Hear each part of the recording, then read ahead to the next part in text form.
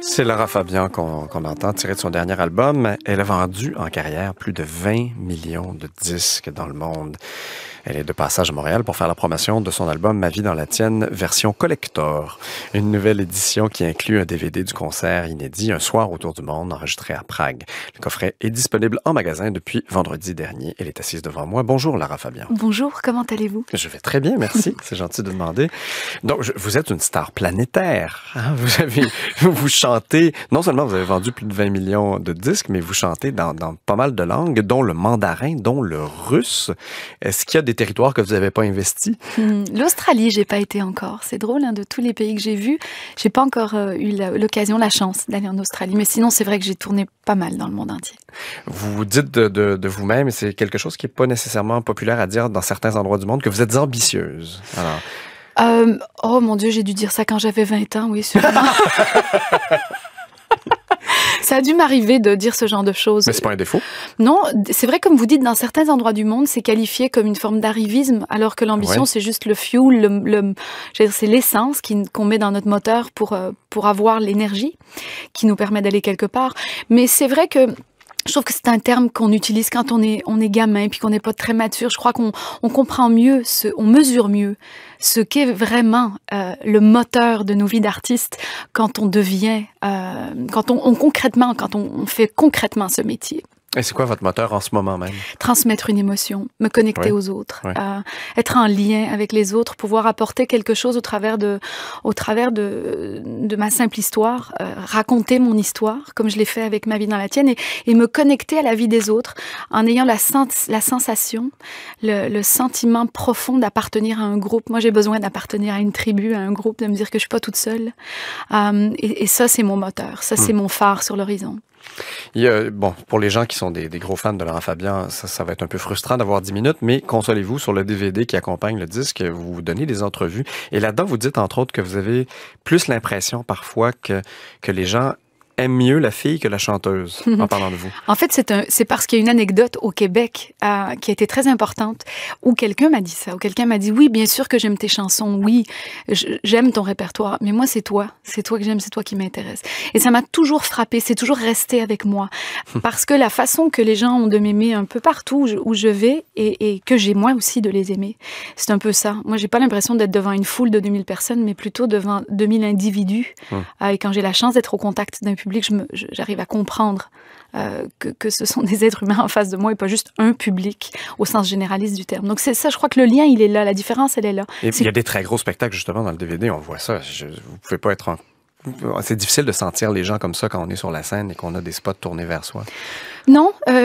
Alors oui, c'est vrai qu'au-delà du 9e rang, physiquement, vous voyez plus. Ouais. Mais il se passe quand même quelque chose qui est de l'ordre de l'énergie pure, voilà, où il y a quelque chose de très très fort et qui est envoyé entre le public et l'artiste. En tout cas, moi j'ai la chance de vivre ça au quotidien quasiment, et je peux vous dire que ce lien-là avec le public, c'est pour ça, je reviens à ce que vous avez dit au début, c'est peut-être ça qui est le plus précieux.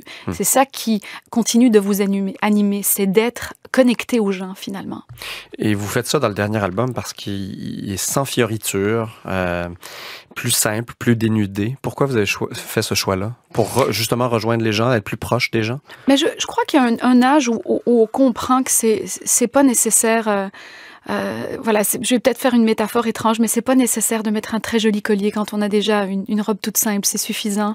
Mais on ne le comprend que plus tard. Et quand on a des choses à dire qui sont simples, qui sont le récit d'une vie ou d'un sentiment, c'est peut-être pas nécessaire d'aller au-delà d'un arrangement très organique. Voilà, donc c'est vrai que l'album est très organique. Il est très bien produit par David Gattegno. Je tiens à le souligner, c'est un garçon à qui j'ai écrit tout l'album. Lui et Elodie M. On a écrit ça à 6 mains et 3 cœurs.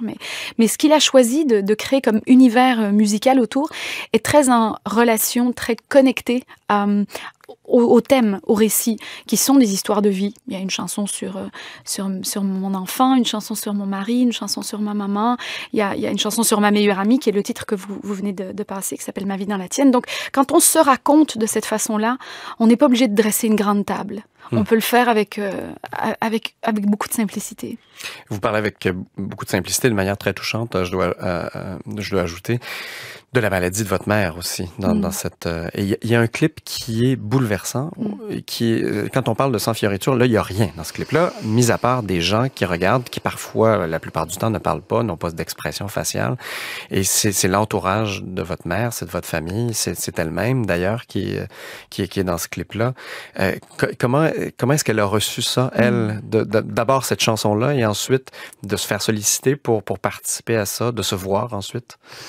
Vous savez, comme je l'ai expliqué, hein, j'essaie d'être très sobre quand je parle de ça parce que ça me touche tellement. Vous imaginez bien, c'est ma maman. J'ai expliqué que dans les phases où maman est présente, on a un accès presque comme un petit miracle à son esprit.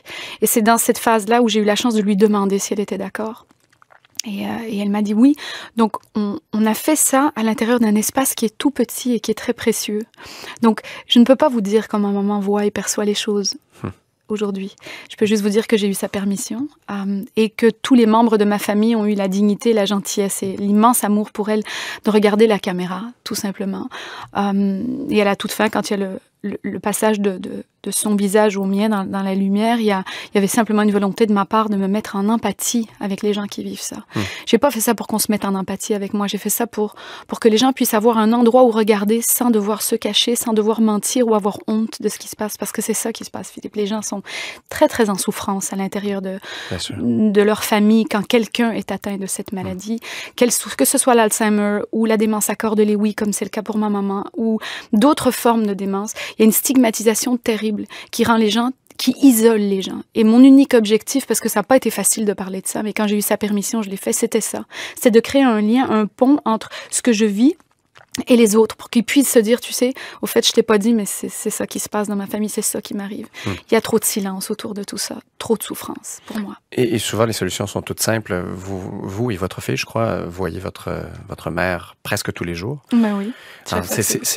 Souvent, c'est que ça. Hein? C'est une présence, c'est un toucher, peut-être une chanson. En fait, je vous dirais que ça regarde tous les maux de cette terre. Et je crois qu'il y a une seule grande...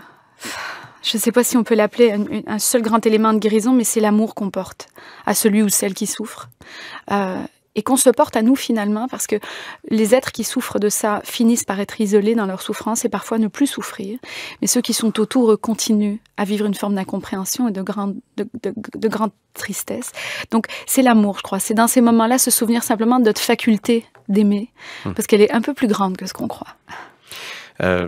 J'ai pensé à vous récemment pour les mauvaises raisons. Ah, dites-moi tout. Parce que vous êtes d'origine belge. Et puis, bon, il s'est passé les attentats de Bruxelles, qui est votre ville d'origine, d'ailleurs, si je ne me trompe pas. Je suis née à Bruxelles, oui, c'est ça. Vous avez été choqué au sens français du terme là, par ce qui s'est passé. Ce soir-là, vous étiez en spectacle ailleurs, à Marseille, je crois. Vous avez chanté « Voir un ami pleurer » d'un autre Belge, de Brel. Quel est le sentiment qui prédomine chez vous maintenant, une fois que ce choc-là est passé, une fois qu'on a décortiqué cette question-là de tous les sens? Mais moi, j'ai le sentiment, je pense qu'ont beaucoup de gens, c'est un mélange d'incompréhension et d'immense tristesse. Parce qu'il n'y a rien qui puisse justifier qu'on en arrive là. Et je pense à ceux mêmes qui ont perpétré les gestes. Je ne les mets pas en dehors de l'équation. Même si on peut parler d'une forme de folie ou de désespoir qui mène un être humain à faire ça, ce sont des êtres humains aussi qui ont fait ça. Sûrement totalement déconnectés de l'espace de paix intérieur qui leur aurait permis de ne pas le faire. Mais moi, c'est ça que je pense. Je me dis, qu'est-ce qu'on a fait dans cette humanité pour finir par en arriver là, pour finir par se sentir tellement en dehors du monde, pour finir par être aussi désespéré et commettre un geste comme celui-là. Elle est là, mon interrogation. Et surtout, subséquemment à cette interrogation, c'est qu'est-ce que je peux faire, moi, petite artiste, à mon niveau, qu'est-ce que je peux faire pour contribuer au fait que ça n'arrive pas? Et je ne parle pas d'actes terroristes, ou je ne parle pas de ça, je parle de cette incroyable dissolution de l'être. Voilà. Comment on peut faire, jour après jour, comment est-ce qu'on peut incarner cette paix et la transmettre pour que ça n'arrive pas? Et c'est quoi la réponse? Comment vous faites ça? Alors, je n'ai pas de réponse. J'essaie d'être moi-même, d'incarner moi cette sérénité, cette paix, de ne jamais perdre de vue le sens de ma vie, mon objectif et les raisons pour lesquelles je suis ici-bas. Et je sais que le temps qui m'est imparti est tout petit, il est très très limité. J'ai pas beaucoup de temps, j'ai quoi? Je vais peut-être avoir 70 ans, 80 si tout va bien, j'en sais rien. Donc qu'est-ce que je peux faire moi dans ces années-là pour continuer à incarner quelque chose qui aura une signification et que je pourrais transmettre et qui sera transmis à ma fille, qu'elle-même transmettra à ses enfants. Voilà, donc c'est à partir de là que je me suis posé les questions. Le sentiment d'horreur, il est total. C'est sûr que si on retourne au moment précis et qu'on voit à l'aéroport les gens qui étaient impliqués dans cette tragédie, on ne peut pas ne pas être horrifié et en colère. Bien sûr, Mais quand on sort de ça, et comme vous dites, on l'analyse à plat, je crois qu'on a un devoir en tant qu'être humain, c'est d'essayer de comprendre ce qui s'est passé. Alors, tout le monde a dit « je suis Charlie, je suis Paris et vous pouvez dire avec plus de conviction encore « je suis belge ».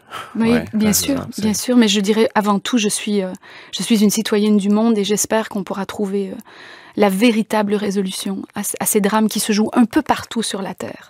L'Occident est touché maintenant, mais si on recule dans l'histoire, il n'y a pas eu que nous. Mais merci beaucoup. Ça a été très sérieux, cette entrevue. Vous étiez là pour parler de votre... De ma vie dans la tienne. De ma vie dans la tienne, version collector.